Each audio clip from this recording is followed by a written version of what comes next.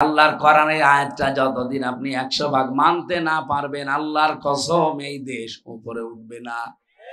সুতরাং আমরা কোরআন হাতে নিয়ে বলতে চাই, আপনাদেরকে শোনাতে চাই, আগামীতে যারা দেশের নেতৃত্বে আসবে পুরুষ হওয়া লাগবে, মহিলা আমরা মানি না। এটা যদি সত্যি আমরা মানতে পারি, হাসিনাও বাদ, রওশন এরশাদও বাদ, বাকিটা বললাম না। আসবে যারা কি পুরুষ, বলেন বলেন, আরো জোরে বলেন। পুরুষ যদি এরশাদ চাচার মতো হয় তাও হোক, তাও তো পুরুষ। এই যে এরশাদের এলাকার লোক, চাচা যাই ছিল না কেন, পুরুষ ছিল, চাচার যৌবন ছিল, 80 বছর বয়স স্ট্যাটাস দিত আমার যৌবন এখনো অটুট। এই জন্য আমাদের চাচি বেশি, চাচি বেশি না আমাদের। চাচা মানে এতদিন বেঁচে থাকলে চাচি আরো বাড়তো, কারণ এখনো যদি তার যৌবন অটুট থাকে চাচি আমাদের বেড়ে যেত না। আগামীতে আমরা চাই এই দেশে যারা দায়িত্বে আসবে তারা পুরুষ হওয়া লাগবে। যারা পুরুষ মানুষ সামনে আসতে পারে না আমরা তাদের পেছনে নেই, কারণ আমরা কোরআন ওভারটেক করতে পারি। বলে এতদিন যা করেছি করেছি, পাগল ভালো হয়ে গেছি, এখন সামনে অংশ অন্তত সূরা নিসার এই 34 নম্বর আয়াত আমরা কখনো লঙ্ঘন করতে পারবো না। আপনি দিয়ে দেখেন পুরুষ মানুষকে, আর ওটা যদি সৎ এবং নির্ভীক হয়, কি বললাম, সৎ এবং নির্ভীক হয় ওই পুরুষটা, এ দেশ আবার দাঁড়িয়ে যাবে। ডক্টর মোহাম্মদ ইউনূস, ওনার ঈমান আছে না আছে ও প্রশ্ন আমি বাদ, কিন্তু লোকটা সৎ এবং নির্ভীক। আপনি দেখেছেন কাউকে পরোয়া করে? ভারতের মতো এত বড় রাষ্ট্রকে এমন এমন জায়গায় কুলুপ এঁটে দিয়েছে, খালি একবার বলেছিল 7 সিস্টার থাকবে না, থেমে গিয়েছে। ওই বিষয় কিন্তু আর ষড়যন্ত্র হয়নি। হ্যাঁ, অন্য লাইনে গিয়েছে। কি গিয়েছিল 3-4 দিন আগে, আপনারা জানেন, কিছুদিন আগে ঠিক এই দেশকে আবার অস্থিতিশীল করার জন্য উনি একেবারে সরাসরি চলে গেছে দাদা মোদি ট্রাম্পের কাছে। ওলট পালট কিন্তু মিথ্যা চিত্তা বলে বোঝাবে যে বাংলাদেশে জঙ্গি বেড়ে যাচ্ছে, অথচ এই দেশে যে জঙ্গি নেই তার প্রমাণ আজ 7 মাস। এই 7 মাসে কোন জঙ্গি ধরা পড়েছে? কোন জঙ্গির নাটক পড়বে কি করে? কারণ যে নাটক লিখতো সেই তো পালিয়েছে, আর যাদেরকে দিয়ে এগুলো করাইতো তারাও পালিয়েছে। এই কাউন্টার টেররিজমের আসাদুজ্জামান, মনিরুল, এগুলো সব নাটক করতো, নাটক লিখে দেখতো ওনাদের মা। যেহেতু 7 মাস আর নাটক কেউ লেখেও না, নাটকের মঞ্চায়ন হয় না, এই জন্য এদেশে জঙ্গি আর নেই। কে বলেছে দেশে জঙ্গি আছে? আন্দাজে এরকম একটা ভালো মানুষকে বাড়ি থেকে তুলে নিয়ে যাবে, ওই মাটির নিচে 2 মাস 5 মাস রেখে দেবে। 5 মাসে ওর চুল কাটবে না, দাড়ি কাটবে না, নখ কাটবে না, এমন এমন অবস্থা হবে 5 মাস পরে বেরিয়ে বলবে যে এই যে জঙ্গি ধরা পড়েছে, অথচ কিছুই না। ওরা নিজেরাই আমার কাছে বলেছে, আমি নিজে বলছি, এই যে কোরআন আমার সামনে, ওরা নিজেরাই আমার সাথে বলতো। আমি নিজে জেলখানায় গিয়েও দেখেছি, জঙ্গি বলে একজনকে পেয়েছিলাম, ওনারে বললাম যে ভাই, মানুষে যে বলে আপনি আল্লাহ দলের সভাপতি, আপনার সেক্রেটারি কে? বলছে আমার ছেলে। আপনি সভাপতি আর আপনার ছেলে সেক্রেটারি, আর বাংলাদেশে আর কেউ আপনার নেই? বলছে না, আমরা 2 বাপ বেটাই, আমি সভাপতি, ছেলে সেক্রেটারি। হচ্ছে আল্লাহ দলের প্রধান আব্দুল মতিন। আপনি যান গাজীপুর না, এটা আসলিয়া, গাজীপুরের কাশিমপুর কারাগারে 4 নম্বরে আছে, ওটা হিমেল বিল্ডিং এ থাকে। আমি থাকতাম সামনেরটায়, উনি আমার সামনের বিল্ডিং এ। মাঝে মাঝে মানুষ বলতো উনি 17 বছর ছেলে আছে, উনি আল্লাহ দলের প্রধান সভাপতি। একদিন দেখা করতে গিয়ে দেখলাম যে বলছে আমার ছেলে সেক্রেটারি আর আমি সভাপতি। এই শেষ, দুনিয়া আর কেউ আমাদের নেই। এইগুলো সব ওরা টাকা পয়সা খরচ করে করে বানিয়ে এ দেশটা যেন বাইরের মোড়লদের কাছে একটা জঙ্গি রাষ্ট্র হিসাবে পরিগণিত হয়, এটা করতো। আর এইটার জন্যই কোনো হালে যখন পানি নেয়নি তখন মোদি গেছে এই কয়েকদিন আগে ট্রাম্পের কাছে। যে দেশ সম্পর্কে কিছু মিথ্যা তথ্য দেবে, যে ট্রাম্পও সাথে মাতাল হলো তাহলে ঠিক আছে। ও সাফ বলে দিয়েছে বাংলাদেশ আর হাসিনা ওটা আপনার ব্যাপার, আমার কাছে ওর বিষয়ে কথা বলবেন না। গরম ভাতে বিড়াল বেজার না, বেজার হয়ে গেছে। কেন হয়েছে জানেন? ট্রাম্প কিন্তু সহজে কথা বলতো না যে হাসিনার বাংলাদেশ নিয়ে কথা বলবেন না, কারণ যেই দিন মোদি গেছে ট্রাম্পের কাছে ঠিক ওই দিন আন্তর্জাতিক মিডিয়াগুলো নিয়ে ডক্টর মোহাম্মদ ইউনূস গেছে আয়না ঘরে, আর ওই দিনই জাতিসংঘ রিপোর্ট দিয়েছে যে বাংলাদেশে যা হয়েছে 24 সালে এগুলো সব মানবতা বিরোধী অপরাধ। আর আয়না ঘর এটা তো আরো বেশি, কারণ এটা মুরগির খোপের মতো।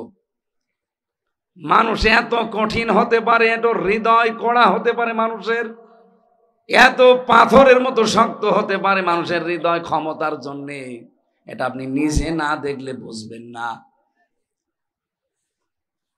ঢাকাবাসী আমি যে কথা তুলেছিলাম, যেহেতু পোশাক মানুষের সম্মান বাড়িয়ে দেয়, স্বামী স্ত্রীর সম্মান বাড়াবে, স্ত্রী স্বামীর সম্মান বাড়াবে পোশাকের মতো, এই পৃথিবীতে রমজান মাসের দাম বাড়িয়েছে, যেহেতু রমজানের নাম কোরআনের কারণে কি, সুতরাং আজকে থেকে সিদ্ধান্ত নেওয়া লাগবে যে কোরআন শরীফের সামনে রমজানে মানার ব্যবস্থা করবই।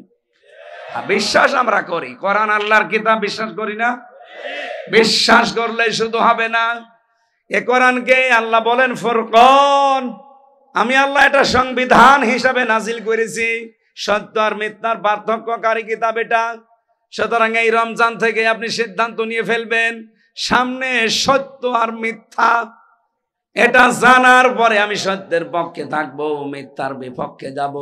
মহান আল্লাহ তাহলে গ্যারান্টি দিয়েছেন আমাকে বিজয় করবেন। এই যে আজকের তেলাওয়াত কিন্তু আয়াত সূরা মায়েদার 54 নম্বর আয়াতে আল্লাহ ওইটাই জানিয়েছেন, ইয়া আইয়ুহাল্লাযীনা আমানু মাইয়ারতাদ্দা মিনকুম আন দীনিহি। এই এদিকে তাকান, যারা ঈমানের দাবি করো, তোমাদের ভেতরে কেউ যদি আমি আল্লাহর দিন থেকে ফিরে যায়, এর ইরতাদ্দা বাবে ইরতেদাদ বাবে ইফতিআল থেকে এসেছে। ইরতেদাদ শব্দের বাংলা অর্থ হচ্ছে হক থেকে বাতিলের দিকে ফিরে যাওয়া, যেটা আসে আসল ওইটাকে পাল্টিয়ে ফেলা। আমি যেহেতু নাম পরিবর্তনের হেডিক তৈরি করার কথা বলেছিলাম না, যে আন্তর্জাতিক বিমানবন্দরের নামও পরিবর্তন করে এখন যারা পাল্টিয়ে দিয়েছেন তারা এই আয়াতের শামিল। আপনি নাম পরিবর্তন করে কেন দিতে চান? যে যেই নামে আছে ওইটা পরিবর্তন করে দিলেই কি জনগণের মন থেকে তুলে দিতে পারবেন? বলেন। এখন প্রশ্ন আসতে পারে, তাহলে আপনারা মসজিদ এর ছবিগুলো মূর্তিগুলো ভেঙে পরিবর্তন করে দিতে চান? মসজিদের মূর্তি ভেঙে পরিবর্তন করা না, আমরা চাই আল্লাহর বিধান কায়েম করতে। এটা তো আল্লাহর বিধানের পুরোপুরি বিরুদ্ধে। আল্লাহ বলেন অজেতানি বুজুর, তোমরা মিথ্যা সাক্ষী এবং মূর্তি পূজা থেকে বেশি থাকবা। অথচ কালচারই তৈরি করে দিয়েছিলেন সব জায়গায় বাবার মূর্তি, নাম দিতেন ভাস্কর্য। কিসের ভাস্কর্য? সূরা সাবার ভেতরে আছে ভাস্কর্য আর মূর্তি জিনিস একই, কারণ এক এক দেশে এক এক নামে ডাকা হয়। শয়তান কোনো দিন এসে আপনাকে বলবে না হামজা এই যে মূর্তি পূজা কর, বলবে না। কিন্তু মূর্তি পূজা করলে যে গুনাহ হয়, এমন গুনাহ আপনাকে দিয়ে করাবে। এই কথা বলে না কেন? আমি যেটা এই আয়াত থেকে পেয়েছি, আজ এই বাংলাদেশে যারা আল্লাহর দিন থেকে ফিরে চলে যেতে চাচ্ছেন, আগস্টের 5 তারিখের পরে আমরা দেখতে পাচ্ছি অনেকেই আল্লাহর দিন থেকে মুখ ফিরিয়ে নিচ্ছে। আগে কিন্তু বিভিন্ন কায়দায় আল্লাহর নাম বলতো, আল্লাহকে ডাকতো, কিন্তু এখন আস্তে আস্তে মুখ ফিরিয়ে নিচ্ছে। এখানে দুইটা কারণ হতে পারে। এক নম্বরে ও মনে করছে যে আমি যদি মুখ ফিরিয়ে নেই, আমার সাথে দেখা দেখে আমার দলের লোক মুখ ফিরিয়ে নেবে, তাহলে এই দেশে আর ইসলাম কায়েম হবে না। আরে ভাই, ইসলাম কায়েমের দায়িত্ব কি হামজার? বলে। আর ইসলামের মালিক কি হামজা? না। এটা প্রথম অর্থ। তারা এই মনে করতে পারে যে আমরা যদি ফিরে যাই দিন থেকে, আল্লাহর বিধান থেকে মুখ ফিরিয়ে নেই, তাহলে এই দেশে আর আল্লাহর বিধান কায়েম হবে না। দুই নম্বরে এই দেশকে স্থিতিশীল থেকে অস্থিতিশীল করার জন্য দাদা বাবুদের একটা চক্রান্ত অলরেডি শুরু হয়েছে। এই জন্য রাখাল রাহাকে দিয়ে আল্লাহর নবীকে একটা গালি দিয়েছে।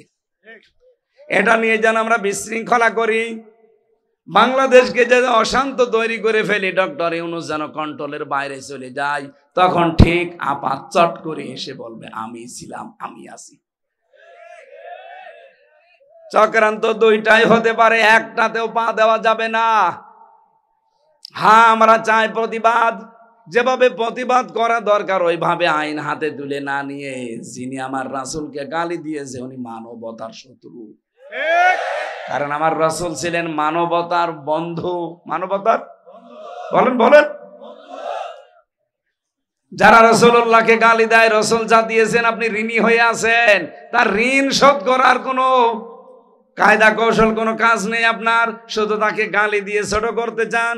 আপনার উদ্দেশ্য শুধু ছোট করা না, এই দেশকে মুসলমানদেরকে উস্কিয়ে দিচ্ছেন যেন বিশৃঙ্খলা তৈরি হয়ে যায়। আজকে একজন ধরা পড়েছে, মোটর সাইকেলে যারা হেলমেট নিয়ে আসে না তাদেরকে ধরে কোপ দেয়, এত বড় একটা চুরি পুলিশ ধরেছে। যারা তারে কোপ দেয় না, দেখে ও লোকটা প্রথমে থামায়, জিজ্ঞাসা করে নাম কি, যদি মুসলমানের নাম বলে ছেড়ে দেয়, হিন্দুর নাম বললেই কোপ দেয়। এটা সূক্ষ্ম একটা ষড়যন্ত্র কিছু আবার আরম্ভ হয়েছে। হাসিনা বসে নেই, ও যাওয়ার পরে শুরু করেছে। প্রায় 27টা বিশৃঙ্খলা তৈরি করার চেষ্টা করেছিল এই 7 মাসে, একটাও ধোপে টেকে নাই, হালে পানি নেয়নি। এখন আবার এটা আরম্ভ করেছে। যারা এগুলো করছে এদের কিন্তু